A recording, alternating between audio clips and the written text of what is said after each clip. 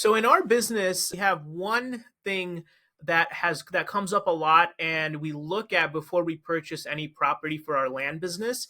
So that one of the things is actually holding costs, right? So our business, we primarily buy cheaper land under $20,000 retail sales price, and we'd like to buy them in bulk. So multiple parcels at once, or portfolio owners where we can buy multiple lots all at one time.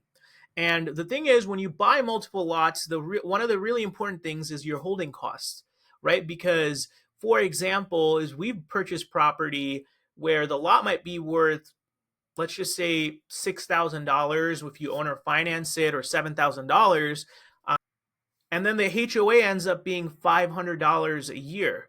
So if we're selling this property on terms or owner financing, and the property costs us $500 a year to hold just for the HOA or the property owners association, over 6 years, we're paying $3,000.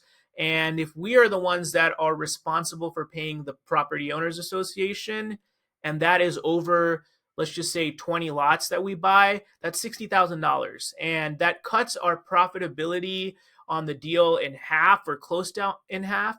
And the thing is, it's just important to be very aware of holding costs, right? And there's many types of holding costs, right? It's what does it cost for you to retain ownership on this property until you're able to exit it. Many people have found a solution is to pass on HOA fees or whatever to your potential buyer. This is just a small little thing that I wanted to share because we're always watching for it, because we have made the mistake of buying properties without taking into consideration holding costs.